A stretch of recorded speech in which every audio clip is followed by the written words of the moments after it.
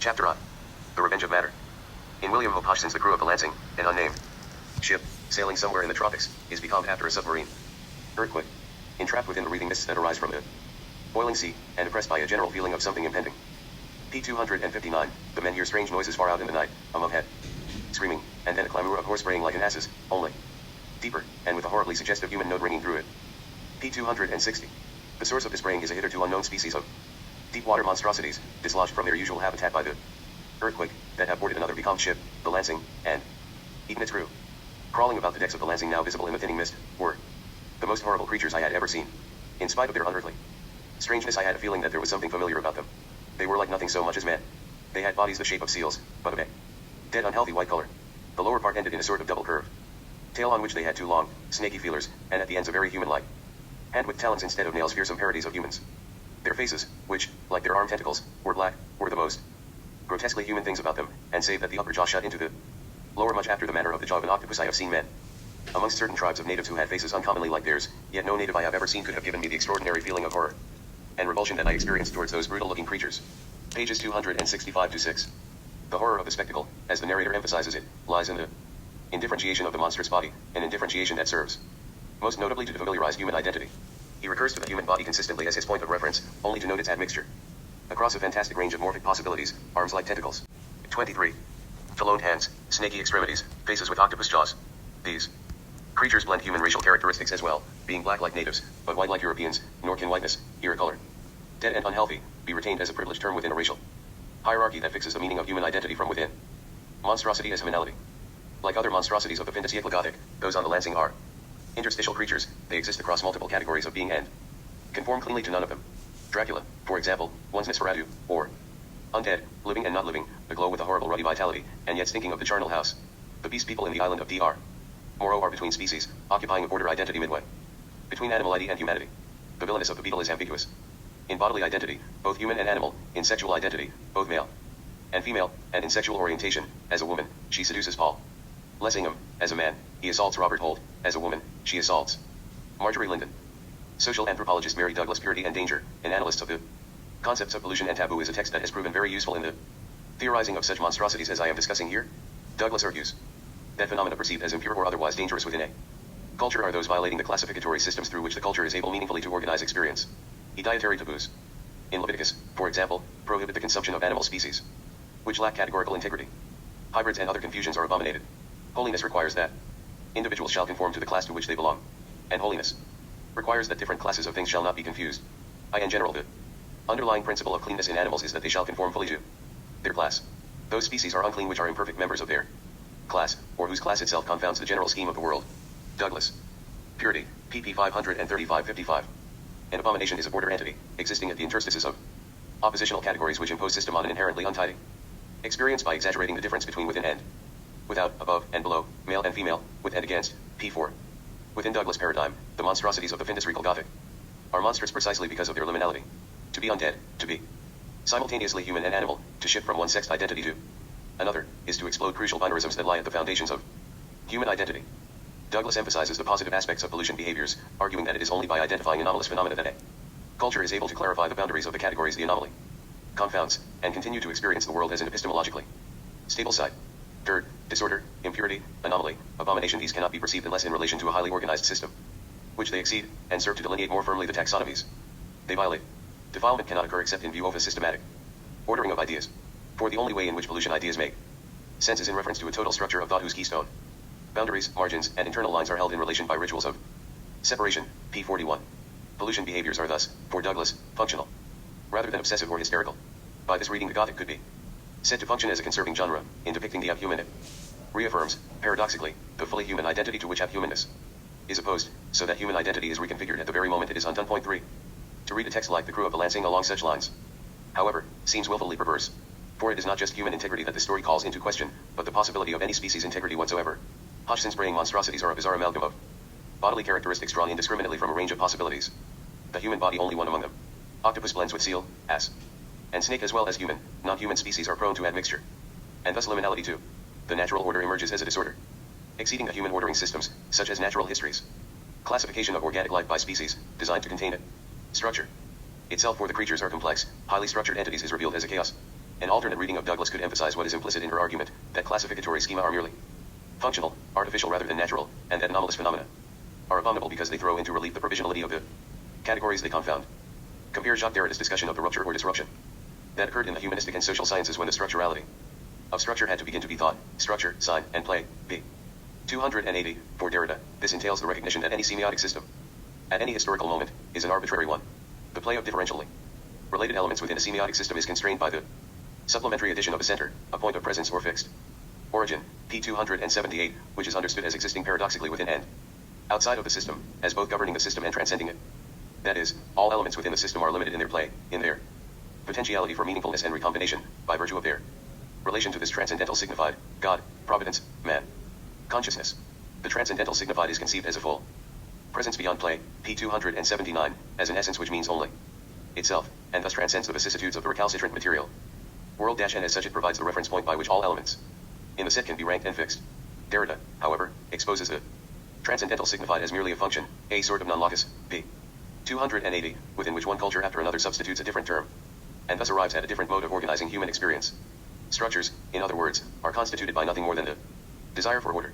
Derrida situates the rupture within the extended moment of later modernity, instantiated by the birth of ethnography, the Nietzschean critique of metaphysics, the Freudian critique of self-presence, and the Heideggerian destruction of metaphysics, p. 280. It is during the later 19th century, in other words, that the structurality, the arbitrary, provisional nature of structure begins to become visible. It is a period of accelerated taxonomical activity, characterized by attempts on all sides to classify and rank the races of man, the natural world, the types and variations of human sexuality, the gradations of insanity and other pathologies. And yet the sum effect of this drive towards organization is disorder, a proliferation of competing paradigms, a multiplication of mental and sexual pathologies behind which the normal subject is occluded. As in Dracula, the impulse towards classification, Dr. Seward invents a new category for the insane. Renfield, the zoophagous maniac, p. 95, may accomplish nothing. Renfield is neither cured by Seward, he continues to erupt into periodic bouts of compulsive fly dash, spider dash, and bird eating, nor prevented from assisting Dracula. The variety and unpredictability of material life is not contained by the taxonomies designed to hold it. Any master terms which could render meaningful the chaotic flow of information they provide are lost. In a secular, Darwinian age, neither God nor providence remain as agents of design, nor is their logical substitute, man, available any longer as a transcendental signified in relation to which the world takes its meaning. I do not mean here to downplay the power and appeal of the sciences for the late 19th century, nor the pernicious consequences. Clitorodectomy, institutionalization, imprisonment, of what were in many ways successful attempts to fix the boundaries between normality and deviance, human and abhuman, through the elaboration of pathological types. As I will argue, a science like criminal anthropology works vigorously to recuperate the category of human identity even as it allows for the inevitability of abhuman identities as theorized within Darwinism. My point is rather that the rupture of classificatory systems, holding the human in place, so visible in the Findesteckel Gothic, did not originate with the genre. Within the culture in general such systems were subject to massive stress, no longer able to do their proper work of separating anomalous from normative realities. Here is where Douglas analysis becomes less relevant for a study such as this one. In the first place, Douglas, as a structuralist, focuses on functional systems. There is no room in her account for systems under transformation, particularly those in which principles of organization are under stress to the point of dysfunctionality, unable to manage disorder. In the second place, Douglas' arguments are drawn from the study of so-called primitive cultures, by which she means, among other things, cultures marked by a relatively low rather than high degree of complexity and concomitant taxonomical sophistication. One needs slightly to shift grounds in order to consider a culture in which classificatory activities operate at a pace that could be deemed frenetic, working from a suggestive but undeveloped point in purity and danger. Cited earlier that the act of separation and demarcation serves to impose system on an inherently untidy experience, p4, my emphasis, 1. Might read the pollution behaviors of the late 19th century sciences, the proliferation of discourses attempting to frame and contain the anomalous human subject, as compulsive or hysterical. Pollution behaviors are mechanisms whereby the untidiness of human experience, of life within an ineluctably material and chaotic universe, are held at bay. In Douglas' words, they create a semblance of order, p4, my emphasis. They may be said to constitute a form of revulsion against the forces of disorder which underpin them, and are always threatening to exceed and contravene them. Asterisk, an excessive drive towards classification, then, may be seen as an extreme version of this revulsion, one aware of the futility of its endeavor even as it seeks mastery by specifying an order of things. Late 19th century science, which attempts to but cannot fix the identity of the human, might be compared to the mad litany of the beast people in the island of Dr. Moreau. In this pollution ritual, each articulation of a prohibition not to go on all fours, that serves to separate human from animal, concludes with the question, are we not men? p59. It is as if the iteration of belief in such a stable construct as a human identity, and in one's own possession of that identity, can make it so. The question is framed as a rhetorical one whose answer is yes, but the text answers no. There are no men in Moreau, only grotesque abhumans whose numbers include the protagonist, Prendick, and other fully human Characters. Point 5 Humanness is revealed as a merely discursive construct, a provisional category under erasure even at the moment its delineations are marked out. Prentic, witnessing the ritual, reports that deep down within me, laughter and disgust struggle together. p59. The Findus Yekla Gothic. Witness to the rupture occasioned by the sciences, like them responds with revulsion to the loss of human specificity, deploying many of the same mechanisms: disavowal, displacement, assertions that have humanness is the condition of others but never of oneself visible in the sciences. But it also responds, like Prentic, with laughter, albeit hysterical. Laughter. Gothics is the realm of disorder, wherein cultural ordering systems are revealed as always already having collapsed. But a side of chaos is one from which any configuration, however impossible, Hodgson's brain, cavorting octopus seal men, for example, can emerge. Degree. As Douglas writes, order implies restriction from all possible materials. A limited selection has been made, so disorder by implication is unlimited. No pattern has been realized in it, but its potential for patterning is infinite. p94. In its obsession with abominations, the Gothic may be said to manifest a certain gleefulness at the prospect of a world in which no fixity remains, only an endless series of monstrous becomings. Thingness. Poor woman screamed about things in the air which she could not describe. In her ravings there was not a single specific noun, but only verbs and pronouns. Things moved and changed and fluttered, and ears tingled too. Impulses which were not wholly sound. Something was taken away. She was being drained of something. Something was fastening itself on her that ought not to be. Something must make it keep off. Nothing was ever still in the night. The walls and windows shifted. H.P. Lovecraft, The Color Out of Space. Early on in Prentic's sojourn on Moreau's Island, before he has learned Moreau's secrets, he ventures into the forest by himself. On the bank of a stream he sees something. At first I could not distinguish what it was. Sucking up water. Then I saw it was a man, going on all fours like a beast. p38. This something is clad like a human, and utters at least one articulate syllable, yet it behaves like an animal. Prentic agonizes over the question of its identity. Why should a man go on all fours and drink with his lips? What on earth was he, man or animal? Pages 38, 41. Finally, when the anomalous entity begins to stalk him, Prentic abjures the attempt to classify, and this grotesque half-bestial creature, p38, becomes simply the thing, p41. The epithet is repeated 8 times. As Prentic flees in panic from the thing through the gathering darkness, pages 43-6. Here, as in the passage from Lovecraft, the text calls attention to the insufficiency of language to cope with and contain liminal phenomena. Prentic is an amateur natural historian, a student, like Wells, of Huxley. p27, and his inability to categorize species life on the island profoundly disturbs him, as he witnesses the collapse of the crucial opposition between animal and human. Prentic's only recourse is to a signifier. Thingness which has no proper signified, unless this be the non-concept of amorphousness. One might also read a certain hysteria into Prentic's compulsive repetition of the word thing over the course of these few paragraphs. For if this something Prentic was able initially to identify, at least tentatively, as a man is instead a thing, then what is Prentic? The thingness of the anomalous entity spills over and infects each term of the opposition it confounds, evacuating the human of its meaningfulness, and thus stripping Prentic of his own human identity. Prentic, too, becomes a thing, stalked like an animal, as he runs through the night. The Findus Yekla Gothic is full of ravings, to recur to the Lovecraft quote, about indefinite entities for which there are no specific nouns. Sometimes these entities are not human anomalies arising from the natural world and impinging on human realities, as in certain of Hodgson's Gothic sea stories. A tropical horror, for example, features a giant sea serpent with lobster claws at the end of some tentacles, and teeth at the end of others, which cannot be identified except as a thing or the horror, pages 122-3, 132.8 in From the Tideless Sea. A ship stranded in the Sargasso weed is besieged first by a monstrous octopus, then by overgrown anthropophagus crabs, named as it, some dread thing hidden within the weed, that which was without, pages 92, 94, 119. 9 More commonly, as in Moreau, the rhetoric of thingness is deployed to signal the loss of human specificity, the becoming not human of the human body. Barry Payne's The Undying Thing, 1901, describes an animalized human whose lycanthropy is caused possibly by a wolf bite to its pregnant mother, possibly by hereditary syphilis. Degree. The Ape Man of Phil Robinson's The Hunting of the Soko, 1881, is characterized as a thing several times by the narrator, who has traveled to Africa to shoot big game, and is unnerved to find his own simulacrum in the prey he hunts. Jekyll's servant Poole refers to hide as in it, he tells Utterson that him, or it, whatever it is, p83, hiding in Jekyll's laboratory is like a dwarf and like a monkey, but that thing was not my master. God knows what it was, p85. The vampirized Lucy in Dracula is in it and a foul thing, pages 214, 278, and Dracula himself is a something, in it, and predictably, a thing, in Nina Harker's words, that is just it, this thing is not human not even beast, pages 110. 113-4, 293. When the fungus man of Hodgson's The Voice in the Night tells his story from his rowboat, he is shielded from the narrator's ship, and thus the reader's gaze, by cover of darkness. Initially, one only knows there is a wrongness about him. He hails the narrator's ship with a voice curiously throaty and inhuman, p153, and the text further hints at his abhumanness with a series of hesitations. I am only an old man, he reassures the suspicious narrator, p153. When he returns from taking food to his fiancée, the lady is grateful now, p158. The word chosen each time is the properly human one, the pause indicates that it once no longer relevant, no longer adequate. Its language falters again. Towards the end of his tale, when he tries to describe the transformation he and his fiancée have undergone. And so we who had been human, became well, it matters less each day, p. 167. The narrator, who catches a glimpse of the fungus man in the first light of dawn, stumbles in the act of representation as well. Then the oars were dipped, the boat shot out of the patch of light, and the thing went nodding into the mist, p. 168. The break in the sentence signals a rupture of conceptual systems, the gap wherein identity formations have lost their meaningfulness. Within this rupture, where he's an abhuman identity for which there is as yet no language, is inserted the word thing. This concluding sentence of the voice in the night illustrates what one might call the syntax of the Findesteckel Gothic.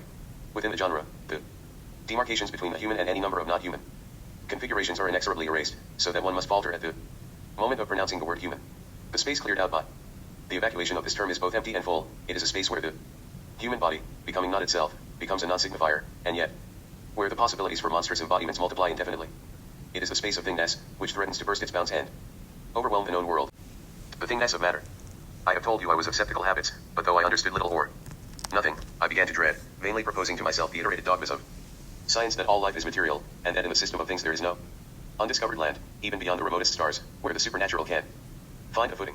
Yet there struck in on this the thought that matter once as really awful and unknown as spirit, that science itself but dallies on the threshold, scarcely gaining more than a glimpse of the wonders of the inner place. Mackin, The Three Impostors, pages 281-2. To be a thing is to inhabit a body having no recognizable or definite form, but it is unmistakably to inhabit a material body. The term signals indifferentiation, sometimes to the point of amorphousness, while at the same time it calls attention to the inescapable fact of embodiedness, and to the ineluctability of matter that resists and exceeds form. For the increasingly secularized late 19th century, coming to terms with what T.H. Huxley had called the physical basis of life in 1868, the universe is in the process of becoming thing. Within a materialist reality there are nothing but things, matter subjected, provisionally, to the contingency of forms. Within a materialist reality, in other words, there is a reversal of the hierarchized terms form and matter. Form is no longer the dominant term within the binarism, because matter is intransigent and resists containment within a fixed and unitary form. Moreover, form, as we have seen, is shifting, variable, revealing itself as structurality, a tendency towards shape and meaningfulness, rather than structure, a stable ordering of things. The possibility of formlessness always looms in the Findesteckel Gothic. In the passage cited earlier, Helen Vaughan's body melt S and dissolve S into a substance as of jelly, the great God Pan, pages 236-7, matter is no longer subordinate to form. But the gothicity of matter also threatens to spill over and infect form itself. Villers speaks of the terror occasioned by that which is without form, taking to itself a form, the great God Pan, p. 232. Here the horrificness of matter, manifested by its absolute formlessness, is redoubled rather than lessened by its organization into a discernible body. Helen Vaughan becomes a form too foul to be spoken of, a horrible and unspeakable shape, p. 237. The state of bodily indifferentiation may be said to represent the contamination of form by matter. The undifferentiated body once a body in process, it has lost its proper configurations and is proceeding towards a state of pure disorganization, or perhaps reorganizing into new configurations, unknown and hence terrible. Both narrative possibilities, one of entropy and one of chaotic metamorphosis, pertain in the Findesteckel Gothic.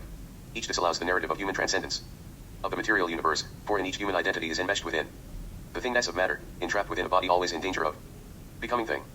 On the physical basis of life, Huxley argues that all the multifarious and complicated activities of man are comprehensible under three categories. Either they are immediately directed towards the maintenance and development of the body, or they effect transitory changes in the relative positions of parts of the body, or they tend towards the continuance of the species. Human activities, in other words, are explicable within physiological language, and this includes Fabe and those manifestations of intellect, of feeling, and of will, which we rightly name the higher faculties, pages 130-1. And if so, 1T must be true. That the thoughts to which I am now giving utterance, and your thoughts regarding them, are the expression of molecular changes in that matter of life which once the source of our other vital phenomena, p. 140. Huxley's essay accomplishes a number of things, most notable of which is the circumscribing of the human within a relentlessly material reality. Consciousness, will, volition, all of those intangibles that comprise unique and wonderful human subjectivity are theorized as physical phenomena, as are actable in their materiality as is the solid human body. But at the very same time, the seeming solidity of this body is undone by Huxley's discussion of protoplasm, the essential substance of cells. When viewed under the microscope, human and other life appears as grotesquely unfamiliar. As Huxley describes the basic structure of the common nettle, the whole hair consists of a very delicate outer case of wood, within which is a layer of semi-fluid matter, full of innumerable granules of extreme minuteness. This semi-fluid lining is protoplasm, which thus constitutes a kind of bag, full of a limpid liquid. When viewed with a sufficiently high magnifying power, the protoplasmic layer of the nettle hair is seen to be in a condition of unceasing activity. The spectacle afforded by the wonderful energies present within the compass of the microscopic hair of a plant, which we commonly regard as a merely passive organism, is not easily forgotten. See old warriors catch the murmur of these tiny maelstroms, as they whirl in the innumerable myriads of living cells which constitute each tree. We should be stunned, as with the roar of a great city. Pages 131-2. The microscopic analysis of cell structure reveals what we may call the gothicity of matter. Matter is not mute and stolid, but rather clamorous and active. In its viscosity, in its oozing mobility, in its unexpected, incessant animation, this physical basis of life, protoplasm, for emerges as a testament to the horrific potentialities of a sheerly physical world. As in the quote from the three impostors above, matter is awful and unknown. The doctrine of materialism, disturbing enough to begin with, cannot even comfort one in its very facticity. Theorizing slime. By characterizing Huxley's essay as a sort of treatise on the gothicity of matter, I am of course reading it against the grain. Huxley, far from working to hystericize the Victorian audience, took some pains to reassure his readers that materialism was not so terrible a thing as they might have feared. Human consciousness and volition, albeit physiological in origin, mattered intensely in the world, he said, p. 145, and as to the threatened extinction of spirit by materialist science, spirit is but a name for an unknown and hypothetical cause of states of our own consciousness, p. 143. Nonetheless, the Gothic implications of Huxley's argument emerge clearly when one reads on the physical basis of life, alongside the Gothic fiction that followed it, and was, directly or indirectly, influenced by it. The essay serves beautifully to illustrate the sheer uncanniness of organic life in general, and human life in particular. When a drop of human blood is put under the microscope and kept at body temperature, writes Huxley, certain colorless corpuscles can be seen to exhibit a marvelous activity, changing their forms with great rapidity, drawing in and thrusting out prolongations of their substance, and creeping about as if they were independent organisms, p. 133. Here Huxley is careful to emphasize that like the nettles, human life is essentially protoplasmic. A nucleated mass of protoplasm turns out to be what may be termed the structural unit of the human body. Beast and fowl, reptile and fish, mollusk, worm, and polyp are all composed of structural units of the same character, namely, masses of protoplasm with a nucleus, pp. 133-4. Human particularity is thus disallowed in two ways. The most basic human structure is no different from that of any other organism, animal or vegetable, and the human body at this basic level, 1. Imperceptible to the ordinary workings of the senses, is a quasi-differentiated mass, pulsating and viscous. Nothing illustrates the thingness of matter so admirably as slime. Nor can anything illustrate the thingness of the human body so well as its sliminess, or propensity to become slime. Slimy substances excreta, sexual fluids, saliva, mucus seep from the borders of the body, calling attention to the body's gross materiality. Huxley's description of protoplasm indicates that sliminess is the very essence of the body, and is not just exiled to its borders. Within an evolutionist narrative, human existence has its remote origins in the primordial slime from which all life was said to arise. In the Midas narrative of devolution, sliminess may be posited as well as the logical terminus of mutable human identity. The novel of the White Powder, one of the interpolated tales within Macken's The Three Impostors, is the story of a young man who suffers both a fall into evil practices and an increasing loss of bodily specificity. In the last moments before he is put to death, Francis Lester is revealed as having degenerated into a slime entity, unctuous, writhing, and thing-like. There upon the floor was a dark and putrid mass, seething with corruption and hideous rottenness, neither liquid nor solid, but melting and changing before our eyes, and bubbling with unctuous oily bubbles like boiling pitch. And out of the midst of it shone two burning points like eyes, and I saw writhing and stirring as of limbs, and something moved and lifted up what might have been an arm. The doctor took a step forward, raised the iron bar and struck at the burning points. He drove in the weapon, and struck again and again in a fury of loathing. At last the thing was quiet. The Three Impostors, pages 326-7, my emphasis. In all of these instances, the body's sliminess signals human entrapment. Within the realm of matter 5 such a predicament, figured as Gothic, within a range of finestechal discourses, would haunt the 20th century as well. Of particular interest is the response of the existentialist philosopher Jean-Paul Sartre, whose being and nothingness, 1943, confronts the problem of the sheer thingness of the human body and the recalcitrant meaninglessness of the material world, as Martin J. puts it in his discussion of Sartre in Downcast Eyes. Degree Sartre proposes a rough correspondence between the following binarisms, the in itself and the for itself, solid and liquid, matter and consciousness, passivity and activity. The latter term is in each case the privileged one, the human subject, enmeshed within the suchness of the material universe, must rise above it. Human consciousness must comprehend, mark its absolute difference from, and thus transcend mere matter. The brutish and abject oneness of existence is in this way brought to order. Troubling the dualism of the Sartrean ontology, however, is the problem of slime. Slime is first of all anomalous, neither liquid nor solid. Like Francis Deliquescing body in the Impostor's quote above, it is a liminal phenomenon. Slimy reveals itself as essentially ambiguous because its fluidity exists in slow motion. There is a sticky thickness in its liquidity. It represents in itself a dawning triumph of the solid over the liquid, that is, a tendency of the indifferent in itself, which is represented by the pure solid, to fix the liquidity, to absorb the for itself which ought to dissolve it. Sartre, p. 774. As this passage begins to make clear, slime is disturbing not only in its anomaly, it also constitutes a threat to the integrity of the human subject.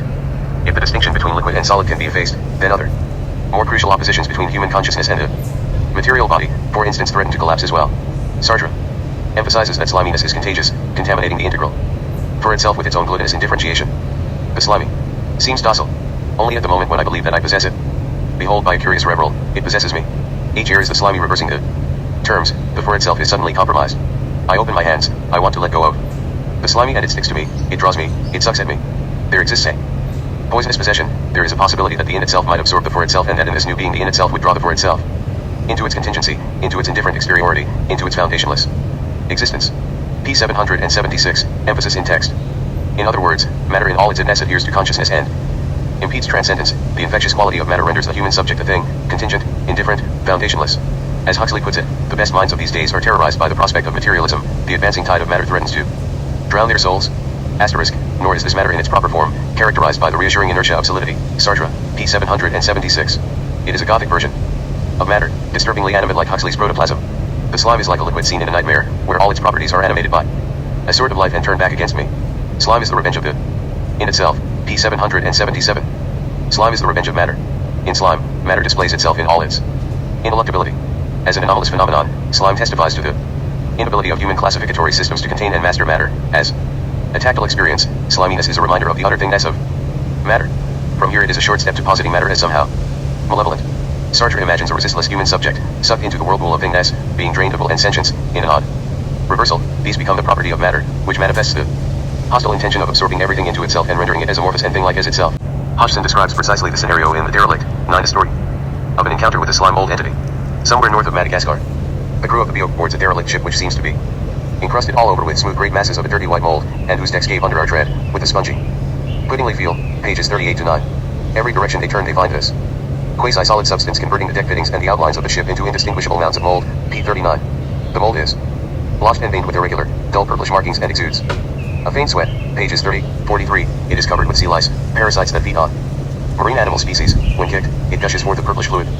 Gradually the men come to realize that the ship is not simply covered with mold, it has become mold. She's alive, the captain shouts in terror. P54. It is inorganic matter transformed into a living entity with a regular skin. P39. A heart which the men hear thudding in the hull.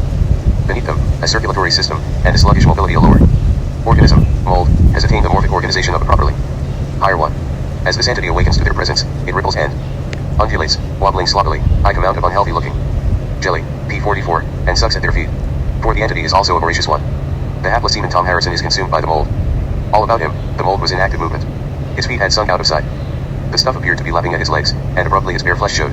The hideous stuff had rent his trouser legs away, as if they were paper. He gave out a simply sickening scream, and, with a vast effort, wrenched one leg free. It was partly destroyed. The next instant he pitched downward, and the stuff heaped itself upon him, as if it were actually alive, with a dreadful savage life. The man had gone from sight. Where he had fallen was now arriving. Elongated mound, in constant and horrible increase, as the mold appeared to move towards it in strange ripples from all sides. Pages 47 to 8, emphasis in text. The doctor who tells the story to the narrator and his friends speculates on the conditions, the nature of the cargo, the juxtaposition of the various articles of her cargo, plus the heat and time she had endured. P58, that enabled the derelict's transformation. He argues that the material is inevitably the medium of the life force. P29, emphasis in text. All life is a force made manifest through conditions, and can take for its purpose and need, the most incredible and unlikely matter, for without matter, it cannot come into existence. P31, the derelict is an attempt fully to realize the horrific potentialities of an utterly material universe, to theorize such concepts as life, volition, consciousness in materialist terms. Dismissing the narrator's protest that life is spiritual, the doctor says, in my heart, I believe that it is a matter of chemistry. P30. This material universe is characterized by its need, its urgent and yet indiscriminate hunger. P29, its all-encompassing malevolence. The doctor refers to the life force as the brute. 30. As this brute manifests itself in inert matter, like the derelict ship, inert matter, too, becomes hostile and ravenous. Matter in all its thingness, undifferentiated and viscous, engulfs all those distinctions which maintain form's ascendancy over matter, the specific outlines of the derelict, the sea around it, which has turned thick and scummy, the human form, become a writhing, elongated mound. In an extraordinary passage from his 1879 presidential address to the British Association for the Advancement of Science, G.J. Allman describes behavior in the petri dish. Let us observe our amoeba a little closer. Like all living beings, it must be nourished. It cannot grow as a crystal would grow by accumulating on its surface molecule after molecule of matter. It must feed. It must take into its substance the necessary nutriment. It must assimilate this nutriment, and convert it into the material of which it is itself composed. A stream of protoplasm instantly runs away from the body of the amoeba towards the destined prey, envelopes it in its current, and then flows back with it to the central protoplasm, where it sinks deeper and deeper into the soft yielding mass, and becomes dissolved, digested, and assimilated in order that it may increase the size and restore the energy of its captor. Degree. The perspective of the microbiologist reveals that a Darwinian struggle for the survival of the fittest takes place continually even at a level invisible to the naked human eye. More notably, as in the case of the Huxley article, the microscope reveals the slimy and mobile thingness of basic organic life, albeit a known form of animal life, the amoeba. Appears as a liminal entity, a body which has no proper form but is instead characterized by indeterminacy, as its boundaries are remade again and again by the streaming fluidity of the pseudopods. Bauman's eruption into capital letters underscores the hunger of the protoplasmic being. Like the sardine in itself which has become animate by becoming slime, like Hodgson's rampaging slime mold entity, this thing is voracious. Propelled by irresistible want, it envelopes the object of hunger into its own viscous body. The object of hunger loses its bodily specificity as it becomes absorbed into that of the predator, which is no specificity at all, only a soft yielding mass. She's alive. It must feed. Slime is the revenge of matter, which seeks to swallow up the known and bounded world into its own amorphousness.